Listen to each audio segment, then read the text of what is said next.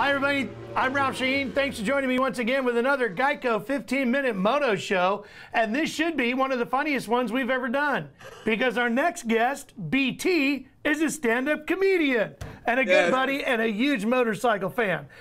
So how long have you been doing stand-up comedy, BT?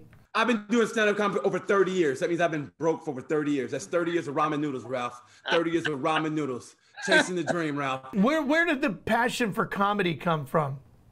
You know what? It's just growing. It's just growing up, and that was like a defense mechanism. You know, like I never was the toughest guy in the world in my neighborhood, but if you make people laugh, it breaks down all the bounds. It really does. It breaks down every bound, and it sounds so cliche, but it's true. You make people laugh, and honestly, just seeing that look on their face, everything. It's the greatest feeling in the world, man. Because it's like you communicate with people, then you get them laughing, and just they release those endorphins. You can't hate and laugh at the same time. It's the greatest thing in the world. It really is, man. Especially when it comes to women. You make a hot woman laugh, boy, you are in there, Ralph. You're on the front row, as they like to say. Pole position.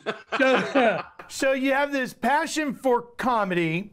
You have a passion for hard rock because you're wearing a Bad Company shirt today. I know you do. You and I have talked about that numerous times. Good loving gone bad. That's right. And you've got a passion for motorcycling. How did you develop? We've talked about comedy. Where did the music and the motorcycling come from? You know what? I always say, I think everything happened in fourth grade. I always say I was black until fourth grade.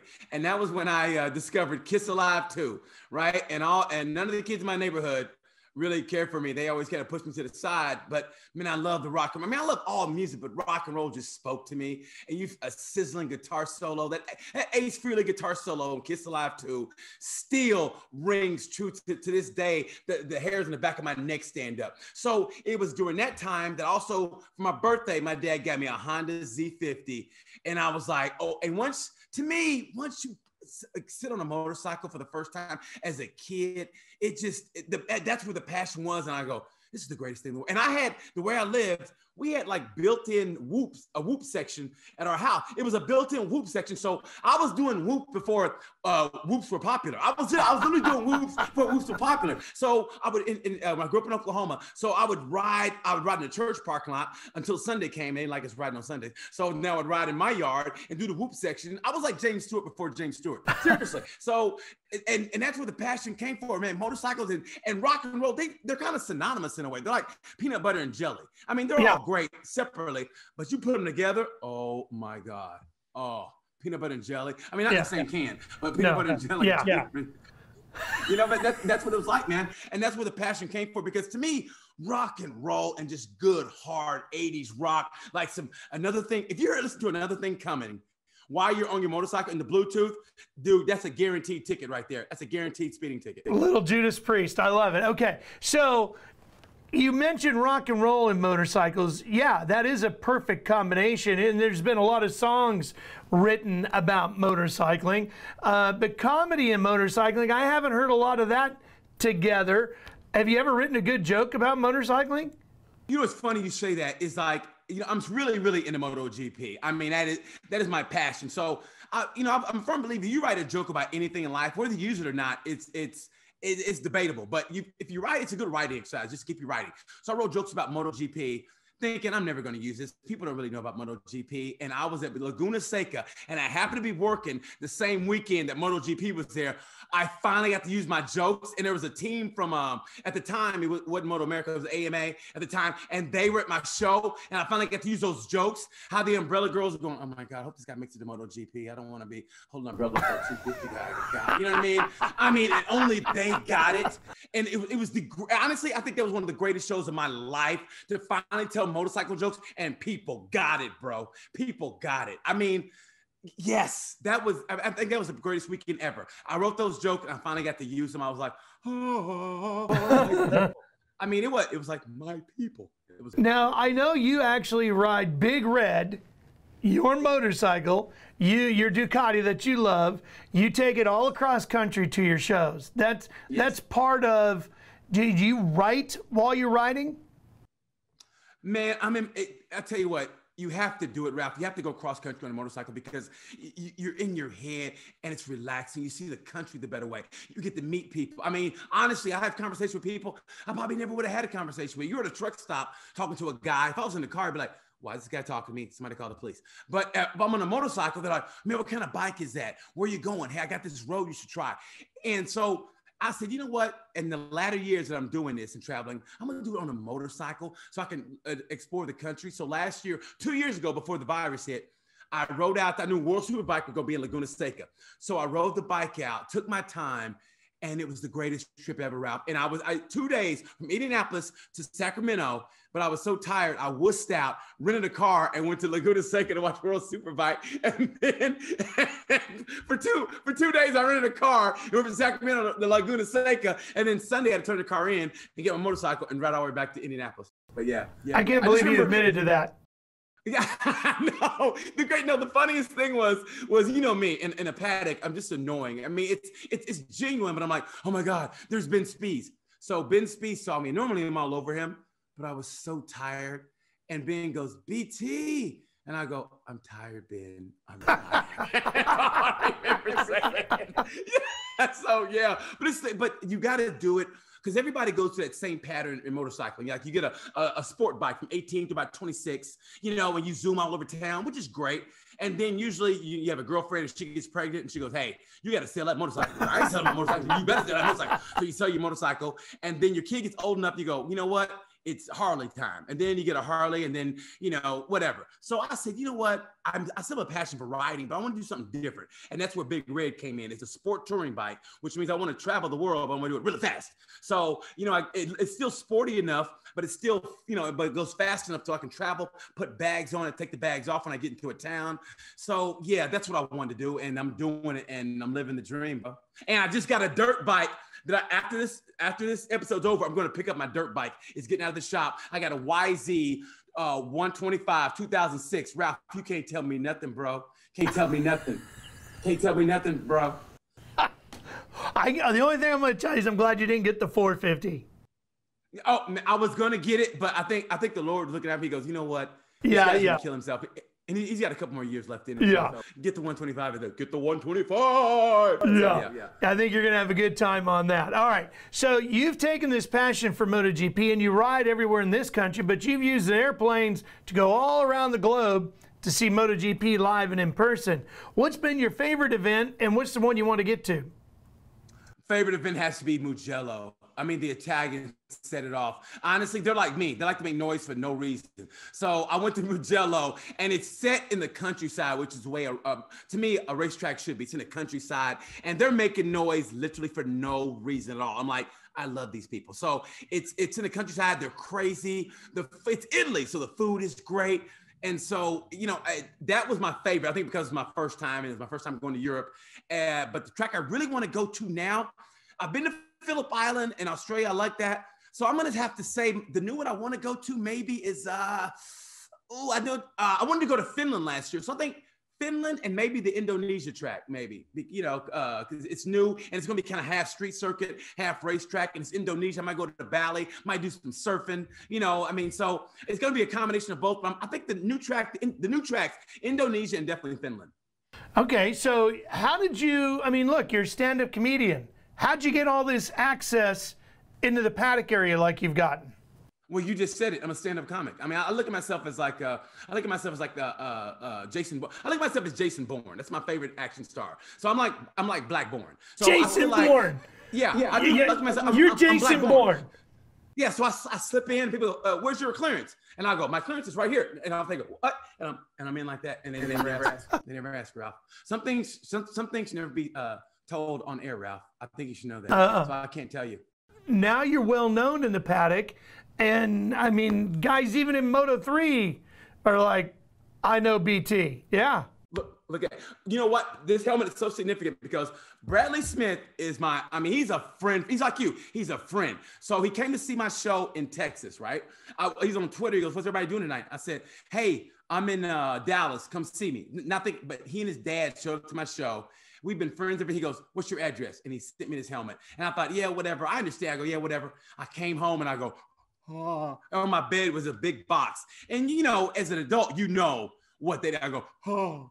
Oh. And I opened it up, it was this helmet. And to this day, this is the greatest gift ever. So yeah, man. So it's just, you know, it's just, like I said, it's the passion, man, of motorcycling, meeting those guys and annoying out of them for a weekend. And you know what I mean? And then luckily I'm gone. Like I always tell you the Chad Reed story. I mean, I tell you all the time, the first thing I do to Chad Reed is apologize to him for annoying him for every time I seen him at MotoGP. I mean, the look on his face is like, no. You know, like on Rocky, when Apollo knocked down Rocky, thought he had to fight one, and Rocky gets up and he goes, no, and Rocky's like, yeah. And that's what it's like. That's the look of Chad Reed's face is like Apollo, like, no. No. Do you think you missed your calling? I mean, do you think, man, I should have been a motorcycle racer who's just a funny guy? You know, I mean, if you look back on it, yeah, it's hard to say because I hate those what ifs. You know, you just got to live life the way it is. But I will say this, my dad kind of knows because I remember being maybe 5 or 6 and we're at a motocross race, a local motocross race. And this kid, the gate dropped and his kid for some reason didn't go and his dad had to come and do something. And I go, I'm better than that kid right now, but I know my dad wouldn't transfer me around the country and, you know, to race motorcycles.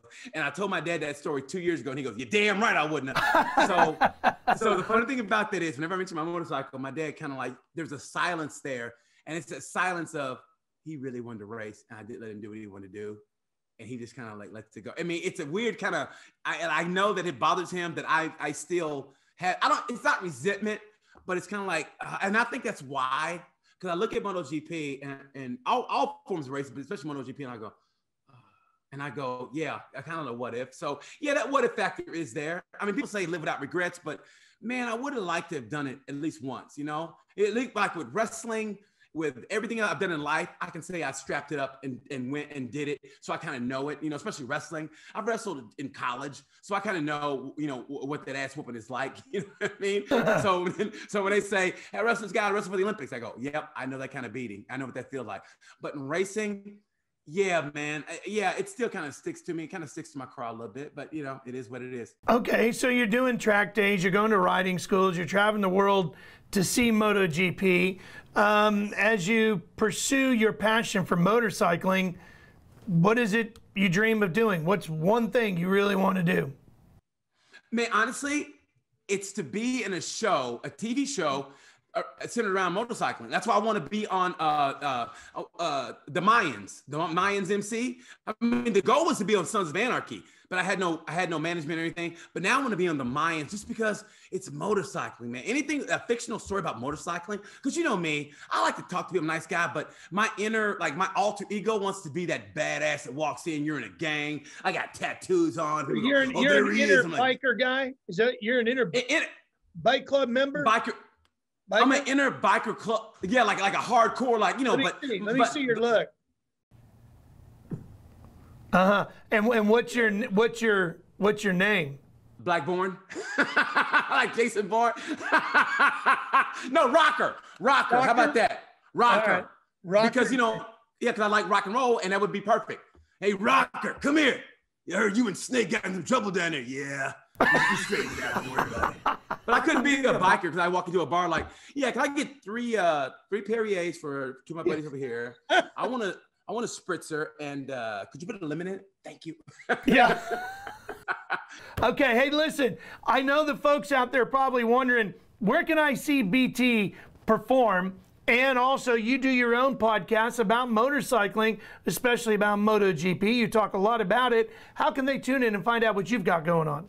You can go to Instagram, Tales of a Gemini on Instagram, and that's the one I just strictly keep about my podcast. And also, it's not just motorcycling, it's about inspirational stories, you know, and that anybody can relate to, because we're all human beings. If you strip us down from our sex, our ethnicity, whatever, we're all human beings, and we can relate to that human nature, that story of humanity, and that's what it's about. Today, I had a woman on who set the world record in surfing. You know, she surfed for 8 hours straight. And so, yeah, I mean, yeah, 8 hours straight. And she was on my show. She's a friend of mine. Had her on the show. I had a buddy who's a Navy SEAL. We had a 2-part episode. It's still one of my highest rated episodes. So it's about the human condition, man. It's about stories that people can tune in and they can honestly, I want people to go, if that person can do it, I can do it. I had a girl on here. She was model beautiful. She got burned over 65% of her body. Right? Yeah. And you wouldn't know by talking to her until she showed her hands, and she's in a compression suit and she has to stay in one for like the next year.